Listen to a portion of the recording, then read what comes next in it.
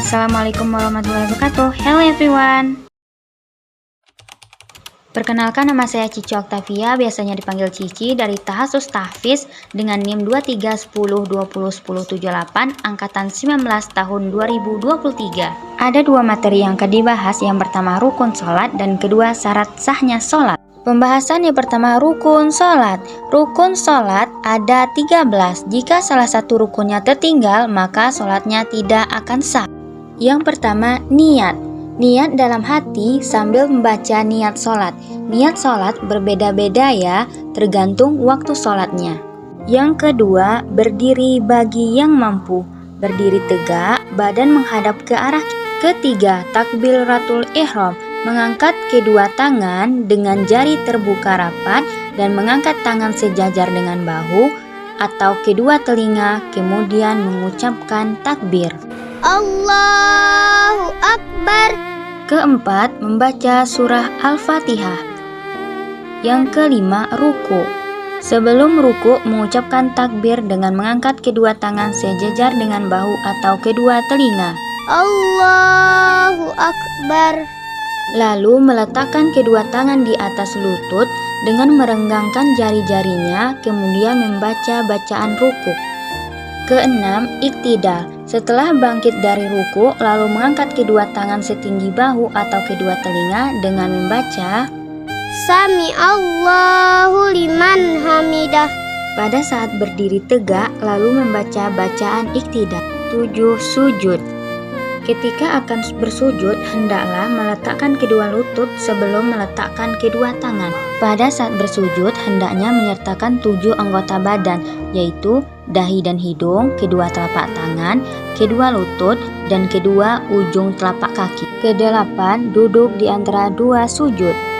Duduk iftirosh dengan membentangkan kedua kaki dan duduk di atas telapaknya, sedangkan kaki kanan ditegakkan, kedua tangan diletakkan di atas lutut atau paha, lalu membaca bacaan duduk di antara dua sujud.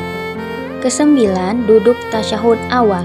Pada saat duduk tasyahud awal, kita membaca doa tasyahud awal sampai dengan sholawat. Kesepuluh, duduk tasyahud akhir. Duduk dengan menyilangkan kaki kiri ke bawah tulang kaki kanan, telapak kaki kanan ditegakkan, jari telunjuk tangan kanan diluruskan sama seperti tasyahud awal, lalu membaca doa tasyahud akhir. 11. Membaca sholawat Nabi. 12. Memberi salam. 13. Tertib. Kita masuk ke pembahasan yang kedua, yaitu tentang syarat sahnya sholat. Apa sih syarat sahnya sholat itu? Syarat sahnya sholat adalah segala sesuatu yang mana sebelum sholat harus terpenuhi terlebih dahulu. Jika salah satu atau dua ataupun lebih dari syarat-syarat ini tidak terpenuhi, maka sholatnya tidak akan sah atau tidak akan diterima.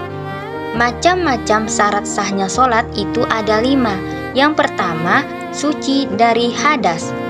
Jadi, sebelum sholat, kita harus memastikan bahwa kita terhindar dari hadas kecil maupun hadas besar. Nah, hadas kecil ini yaitu segala sesuatu yang membatalkan wudhu. Seperti apa? Seperti kentut, buang air kecil, dan buang air besar. Adapun hadas besar adalah ketika kita mimpi basah atau junub yang dialami oleh laki-laki maupun perempuan, dan haid, nifas yang dialami khusus perempuan. Dan untuk mensucikannya adalah dengan mandi besar ataupun dengan mandi junub. Yang kedua, yaitu suci seluruh anggota badan. Nah, sebelum sholat juga kita harus memastikan bahwa badan kita dan tempat yang kita jadikan sholat itu terhindar dari segala najis. Yang ketiga, menutup aurat. Bagi laki-laki, aurat yang wajib ditutup adalah antara pusar dan kedua lutut kaki. Sedangkan perempuan, auratnya adalah seluruh anggota badan kecuali wajah dan kedua belah telapak tangan. Yang keempat, sudah masuk waktu sholat. Masuknya waktu sholat ini yakni yang telah ditentukan pada waktu sholat di wilayah masing-masing negara. Dan yang terakhir yaitu menghadap ke arah kiblat. Gumoyo.